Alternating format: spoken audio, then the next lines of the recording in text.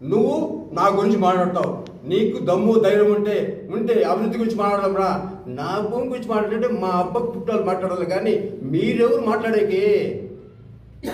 మీకేమన్నా ఉంటే రా, అభివృద్ధి గురించి మాట్లాడతాం. ఈ రోజు అన్ని రకాలు చూస్తున్నాం.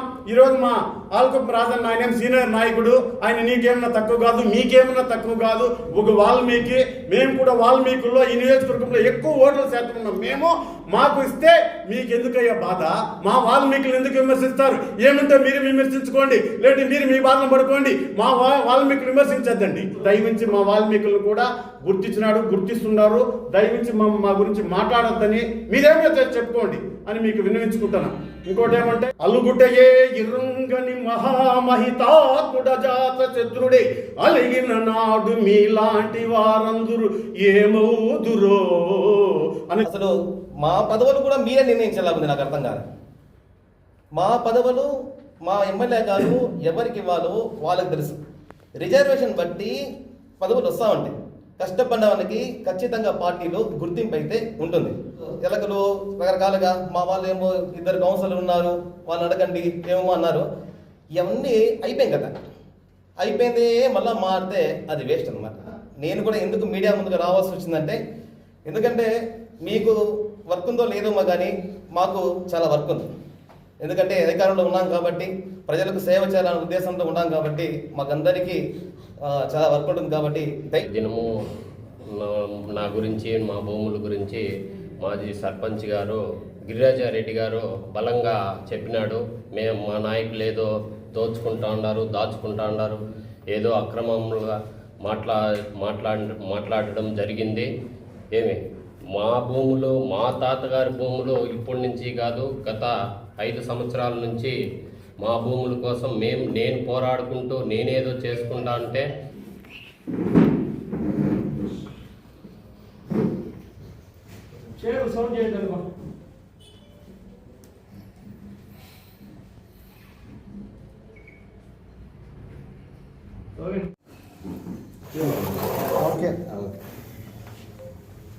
అందరికీ నమస్కారం, మీడియా మిత్రులకి నమస్కారం. ముఖ్యంగా 2 రోజుల క్రితం గంగవరం సర్పంచ్ తనయుడు రెడ్డి ప్రసాద్ గారు కొన్ని విషయాలు నా భూమి గురించి మాట్లాడడం జరిగింది. 302 సర్వే నెంబర్లో 2 ఎకరాల 20 సెంట్ల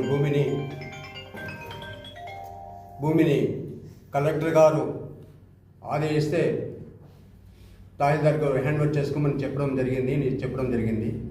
మీకు ఒక రికార్డు కూడా ఇచ్చాడు అతను. మేము ఇస్తున్నాం, కలెక్టర్ గారు ఇచ్చిన ఆర్డర్ అనేసి. ఆ ఆర్డర్లో ఏమీ లేదు. అయ్యా, డీకేటీ పట్టా అంటే ప్రభుత్వ భూమి. ఆ భూమి మనకి సాగు చేసుకునే వరకే హక్కు ఉంటుంది, అంతేగాని అమ్మే హక్కు ఉండదు.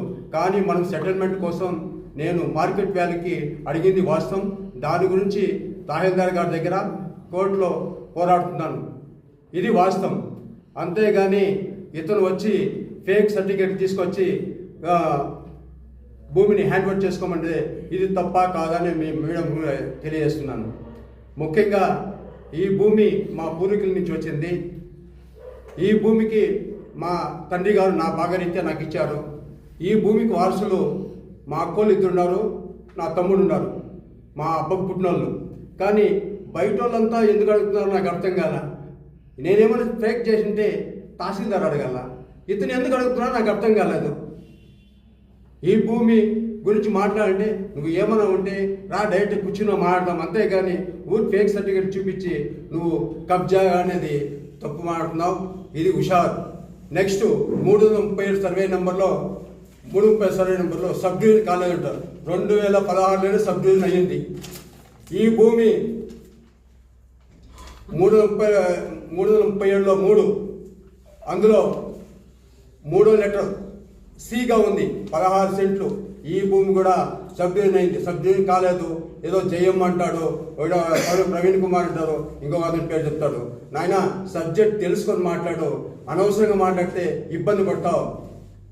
అదేవిధంగా గతంలో నేను మాట్లాడినాను, ఫ్లైఓవర్ పక్కన అనేది 319 సర్వే నెంబర్.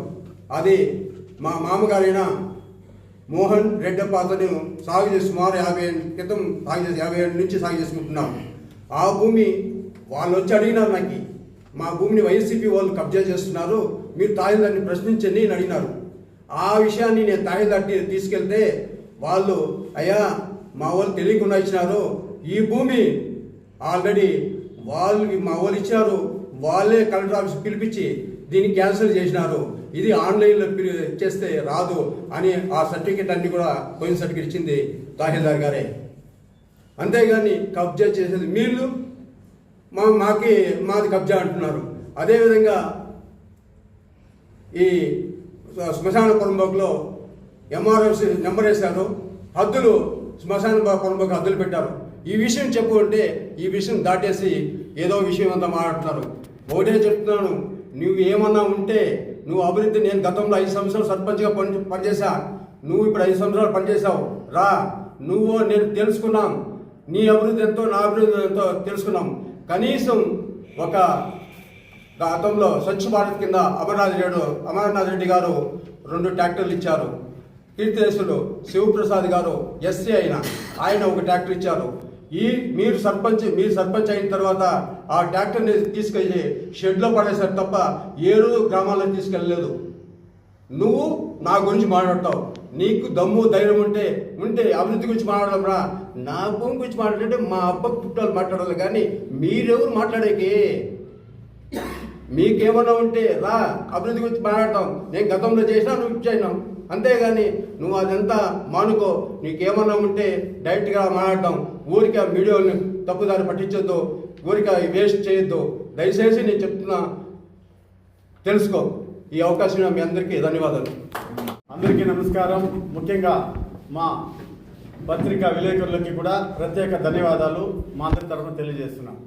అంటే ఇదివరకే కొన్ని రోజుల క్రితం మన ఎమ్మెల్యే గారు అయితేనేమి, సంబంధించిన నాయకులు అయితేనేమి ఏదో ఒక మీటింగ్ పెట్టుకున్నారు. వాళ్ళు మీటింగ్ పెట్టుకున్నప్పుడు వాళ్ళు ఏం చేయాలంటే వాళ్ళ అభివృద్ధిని కానీ వాళ్ళు చేసే అభివృద్ధిని కానీ చెప్పుకొని, అంతేగాని ఏదో మీటింగ్ పెట్టుకునేది మన కోసం మన అభివృద్ధి చేసుకుని ఒకటి అమరన్న గురించి మాట్లాడేంత హక్కు ఆయనకు లేదు. అమరన్న ఎక్స్పీరియన్స్, ఆయన అనుభవం అంత లేదు నీ వయసు. ఆయన పుట్టినప్పటి నుంచి రాజుగా, మగధీరుడుగా, వీరాది వీరుడుగా, మచ్చలేని నాయకుడుగా ఎదిగినాడే తప్ప నీ మాదిరి కోర్టుల్లో అక్కడ ఇక్కడ పోయి ఇవే కోర్టులంతా చేలు కట్టుకుని నిలబడుకునే వ్యక్తి కాదు అతను. అభివృద్ధి అంటే అమరన్న అంటే అభివృద్ధి. తెలుగుదేశం ఎప్పుడు కూడా రైతులు కానీ అన్ని విధాలు కూడా కాపాడుకునేది తెలుగుదేశం పార్టీ. ఈ తెలుగుదేశం పార్టీని, ఈ కూటమి ప్రభుత్వంని విడదీసేదానికి మీరు లేనిపోని కక్ష రూపంలో మాకు కలతలు పెట్టి మీ కుట్ర రాజకీయం చేస్తే మేము దీన్ని సహించం. ఎందుకంటే ఎన్నో విధాలుగా చూస్తున్నాం. ఎక్కడన్నా కానీ మన అమరన్న గారు అతను కానీ వాళ్ళని కానీ ఎక్కడన్నా కూడా విమర్శించే విధంగా ఎక్కడన్నా ఉందా? ఎప్పుడు కూడా న్యాయంగా పోతున్నాం. అధికారం ఉన్నప్పుడు అట్లే ఉన్నాం, అధికారం లేనప్పుడు అట్లే ఉన్నాం. మీకు అధికారం ఉండి 5 సంవత్సరాలు మీ సర్పంచులు ఇండ్లలో కూర్చొని ఉంటుంది. ఈరోజు మా ప్రభుత్వం 2 సంవత్సరాలు 14th ఫైనాన్స్ అయితేనేమి, 15th ఫైనాన్స్ అయితేనేమి మీకు లక్షలు మీ అకౌంట్లో పెడితే పరిగెత్తున్నారు మీ సర్పంచులు. మీ సర్పంచులను మేము తిట్టలేదా? మీ సర్పంచులు ధర్నాలు చేయలేదా? మీరు ఏ ఇది లేక మేము అభివృద్ధి చేసి మా సర్పంచ్ రీసర్పంచ్ చూడకుండా కూడా ఈ కుటుంబ ప్రభుత్వం మీకు 14th ఫైనాన్స్ 15th ఫైనాన్స్ వేస్తే ఈ రోజు పరుగులు తీస్తున్నారు. అభివృద్ధి చేస్తున్నది. అభివృద్ధి కోసం మాట్లాడండి, అంతేగాని మా అమరన్న మచ్చలేని నాయకుని ఏ విధంగా ఉంటాం మాట్లాడేది మీకు పద్ధతి కాదు. దయ ఉంచి మీకు తెలియజేస్తున్నాము. మీ అభివృద్ధి గురించి చెప్పండి. తర్వాత ఇంకా క్రమశిక్షణ పార్టీ తెలుగుదేశం ఏ విషయంలో తీసుకున్నా, ఈవెన్ కింద సర్పంచ్ నుంచి even CM Chandrababu Naidu level వరకు కూడా ఒక ఫోటో కాల్ ఉంటుంది, ఒక సబ్జెక్ట్ ఉంటుంది. ఎవరు కష్టపడినారు వాళ్ళకి మాత్రమే పదవులు దక్కుతుంది తెలుగుదేశంలో. మీ మాదిరి ఇంకోటి ఇచ్చి డాక్యుమెంట్లు అవి తీసుకునే సబ్జెక్ట్ ఉండదు. దయ ఉంచి ఎదుటోళ్ళు మాట్లాడేటప్పుడు నువ్వెంత, నీ స్థాయి ఎంత, నీ స్థాయి మాట్లాడే ఆ స్థాయి ఉందా కూడా మీరు గుర్తుంచుకోవాలని తెలియజేస్తున్నా. తర్వాత ఈ క్రమశిక్షణ పార్టీలో ఎవరెవరికి ఏ పదవులు, ఎస్సీనా, బీసీనా, ఓసీనా, ఏది కేటగిరీ చేస్తారో ఆ కేటగిరీకి మాత్రమే మా ప్రభుత్వం ఇస్తుందే కానీ దాంట్లో సీనియర్ ఉండల్లా, కష్టపడి ఉండల్లా, అన్ని రకాల ఉంటేనే గుర్తిస్తుంది. ఈరోజు అన్ని రకాల చూస్తున్నాం. ఈరోజు మా ఆల్కొప్ప రాజన్న ఆయన సీనియర్ నాయకుడు, ఆయన నీకేమన్నా తక్కువ కాదు, మీకేమన్నా తక్కువ కాదు. ఒక వాల్మీకి, మేము కూడా వాల్మీకుల్లో ఈ నియోజకవర్గంలో ఎక్కువ ఓట్ల శాతం ఉన్నాం. మేము మాకు ఇస్తే మీకు ఎందుకయ్యా బాధ? మా వాల్మీకులు ఎందుకు విమర్శిస్తారు? ఏమంటే మీరు విమర్శించుకోండి, లేదంటే మీరు మీ బాధను పడుకోండి. మా వాల్మీకులు విమర్శించద్దండి దయ ఉంచి. కాబట్టి ఖచ్చితంగా చెప్తున్నాము, మా క్రమశిక్షణ పార్టీ, ఆ పార్టీ ప్రకారం ఏ కేటగిరీకి వస్తే ఆ కేటగిరీకి మేము పదవులు ఇస్తున్నాం, న్యాయం చేస్తున్నాం. దయవుంచి ఇలాంటి ప్రకటనలు పలుకుతూ చేయకూడదని. ఇంకోటి చెప్పాలంటే తెలుగుదేశం 5 సంవత్సరాలు, దీనికి ముందు అభివృద్ధి, ఈరోజు అభివృద్ధి. అమరన్న కుప్పం లెవెల్లో ఈ మినిస్టర్గా ఉన్నప్పుడు వర్కులు తెచ్చినాడు. ఇక్కడ గ్రేట్ రాష్ట్రంలో ఆయన ఈరోజు పుట్టినప్పటి నుంచి రాజు, మగ ధీరుడు, ధీరాది ధీరుడు. కావాలంటే పసిపిల్లని మాదిరి నడుస్తాడు. ఆయన పర్సనాలిటీ ఏమి, ఆయన హోదా ఏమి, ఆయన నడకేమి, ఆయన మీరు విమర్శించేది పద్ధతి ఉండాలి. మేము ఇక్కడ విమర్శిస్తున్నాడా? అభివృద్ధి కోసం పోరాడుతున్నాడే కానీ ఎక్కడ విమర్శించరాదు. దయవించి మా వాల్మీకులను కూడా గుర్తించినాడు, గుర్తిస్తున్నారు. దయవించి మా గురించి మాట్లాడొద్దని మీరేమో చెప్పుకోండి అని మీకు విన్నవించుకుంటున్నా.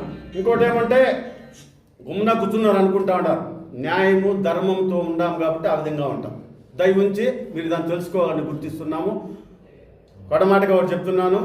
అలుగుటయే ఇరుంగని మహామహితాత్ముడ జాత శత్రుడే అలిగిన నాడు మీలాంటి వారందరూ ఏమవుదురో అని తెలుసుకోవాలని గుర్తిస్తూ వినమించుకుంటున్నాం.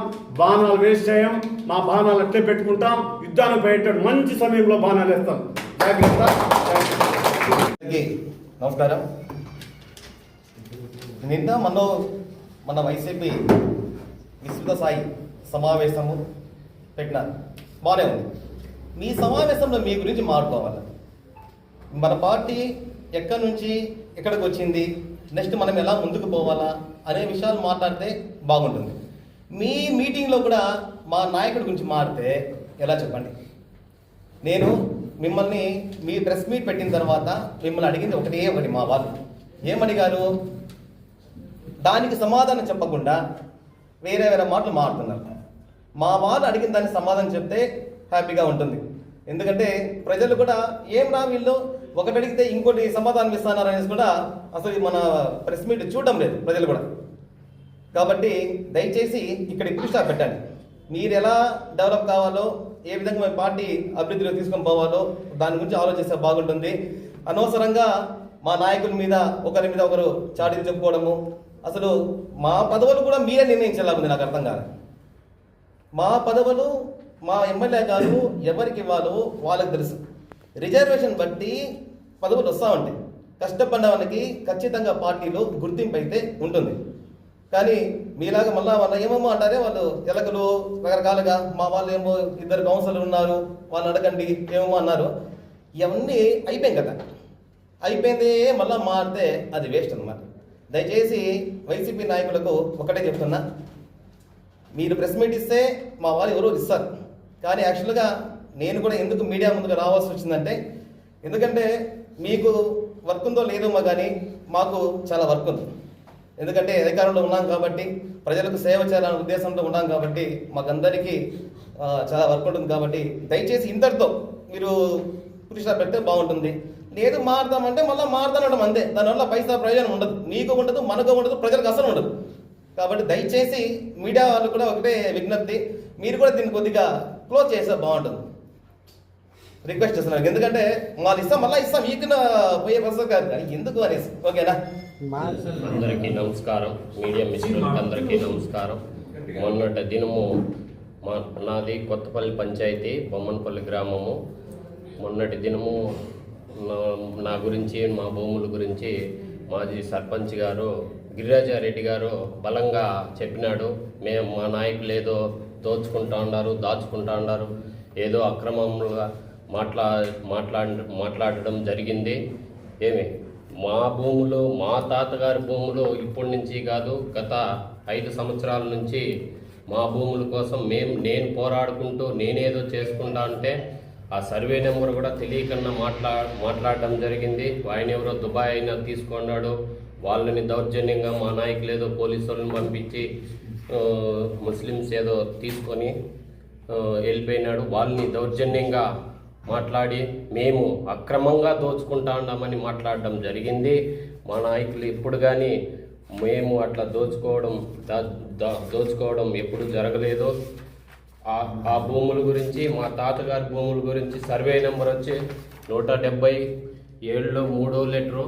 ఆ సర్వే నెంబర్లో ఇల్లుంది, ఇల్లుని పడగొట్టేసినారు, జేసీబీలు తెచ్చి అంతా ధ్వంసం చేసేసి మా నాయకులు పోలీసులను పంపిస్తే కూడా మా నాయకులేదో సిఐ గారికి ఫోన్ చేసి మీరెందుకు పంపించారనేసి చెప్పడం జరిగింది. అవంతా వాస్తవాలే.